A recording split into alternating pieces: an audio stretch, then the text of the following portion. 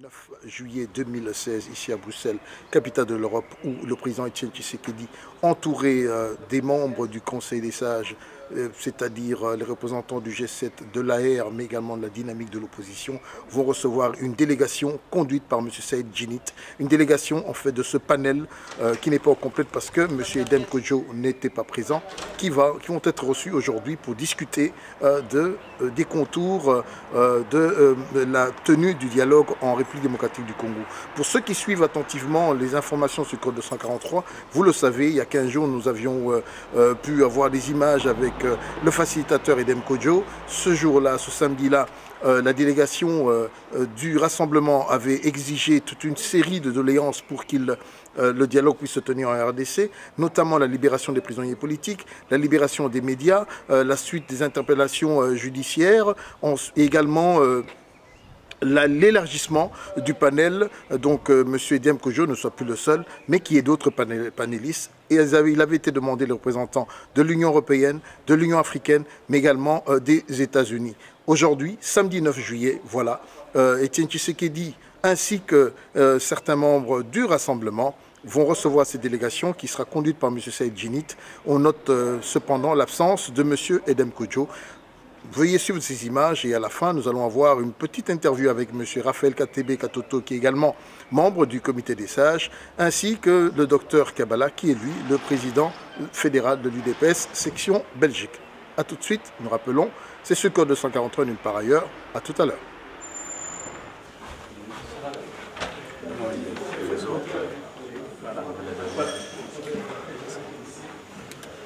Bonjour, Monsieur le Président.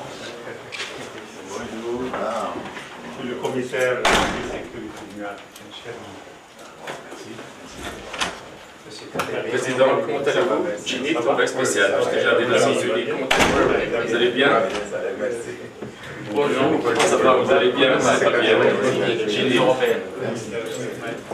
Bonjour, comment ça va? Vous allez bien? Ça va? Bonjour. Eh, comment ça va? Eh, comment allez-vous? Merci. Comment se retrouve? Ça va? Comment se retrouve? Merci, merci. Comment se retrouve?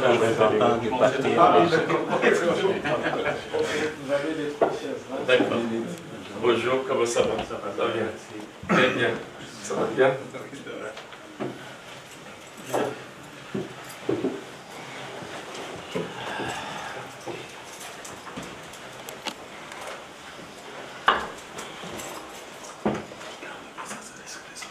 La séance, voilà, vous donne la parole.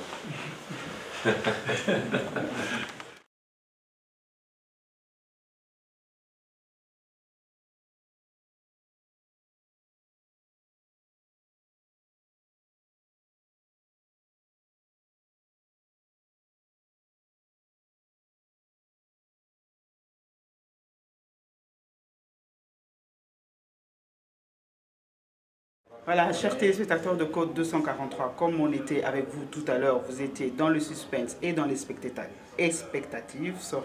Nous avons ici donc M. Raphaël Katoto. Ils ont reçu le panel et on va lui demander qu'est-ce qui est sorti de là. Juste un petit mot, M.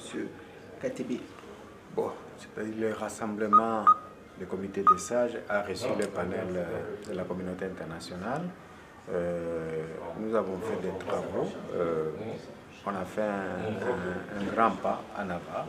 Bon, le reste, on attend, il y a des préalables à remplir avant qu'on puisse avancer. Mais on a fait un pas. Vous avez fait un pas, comme dit Papa Raphaël. Je crois qu'il n'y a rien à dire. Vous avez fait votre travail et on aura la suite après. Voilà, nous attendons la conclusion des travaux, donc la fin, l'objectif, mais on a fait un pas. Vous avez fait un pas. Oui. Merci beaucoup, Monsieur Katebe, de nous avoir accordé quelques minutes de votre temps. Merci. Et on est toujours content de vous avoir sur Code 243. Merci, merci beaucoup. Chers téléspectateurs de Code 243, merci beaucoup de nous suivre et on se retrouve un autre jour. Merci, au revoir. Ici, est-ce qu'on peut d'abord savoir qui était invité à cette réunion? Oui, merci pour la question. La réunion, en fait, c'est le comité des sages issus de Genval, présidé par le président Tshisekedi, qui a reçu les membres du panel composé essentiellement du commissaire représentant l'Union africaine, le représentant de l'ONU, M. Dilit, et M. Koen Varvak, représentant de l'Union européenne. Ces 3 membres du panel sont venus en fait pour échanger avec le comité de sages dirigé par le président Tshisekedi pour voir comment faire avancer le processus de dialogue en République démocratique du Congo. Sans être indiscret, on peut espérer quelque chose ou bien il y a encore blocage par rapport à la façon dont vous avez échangé? Je peux vous dire sans aucune hésitation que les échanges ont été assez fructueux et que personnellement je peux me permettre un brin d'espoir puisque tous les échanges ont été assez positifs et que surtout les engagements ont été pris pour que les 2 parties en tout cas restent en contact pour faire évoluer la situation de manière significative. Le 31 juillet, il y a un grand meeting à Kinshasa. Est-ce qu'on peut espérer un déblocage avant cela ou bien c'est le meeting avec tous les gens qui seront dans la rue qui va faire en sorte que les lignes bougent? Le rassemblement tient à ce meeting du 31 juillet et l'a fait savoir aux interlocuteurs qui sont venus. Et donc ça reste une priorité parce que c'est un moment important de communion entre le rassemblement, en tout cas présidé par M. Tshisekedi, et le peuple congolais. Et donc ce moment ne sera pas en tout cas changé. Le meeting doit bien avoir lieu le 31 juillet et tout le reste devra venir après. Donc il n'y aura rien avant le 31 juillet. Mais quand je dis rien, ce n'est pas juste non plus. Je pense qu'il y aura des échanges qui vont continuer, les contacts vont continuer, mais de toutes les manières, le meeting doit avoir lieu le 31 juillet et on verra le reste après. Ok, je vous remercie.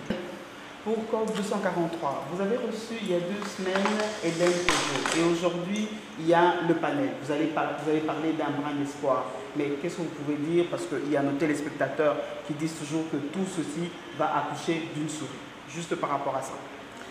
Je pense que ça reste dans la suite de la réception de M. Kodjo, avec lequel l'échange a été basé essentiellement sur sa facilitation, en tout cas son travail de facilitateur. Et aujourd'hui, ça a été élargi au niveau du panel parce que, comme vous savez, M. Kodjo doit être assisté d'un panel d'experts, donc les représentants des différentes organisations dans la région. Et une partie de ce panel s'est présentée aujourd'hui devant les membres donc le conseil de sages. Et donc les échanges ont été, en tout cas, la poursuite des échanges qu'il y a eu avec M. Kodjo. Et je pense que je peux dire qu'effectivement, c'est sur la bonne voie. Merci beaucoup et on va se revoir après. Donc nous attendons les conclusions et COP 243 est là pour vous. Tout à fait, merci. Merci beaucoup. Merci à vous.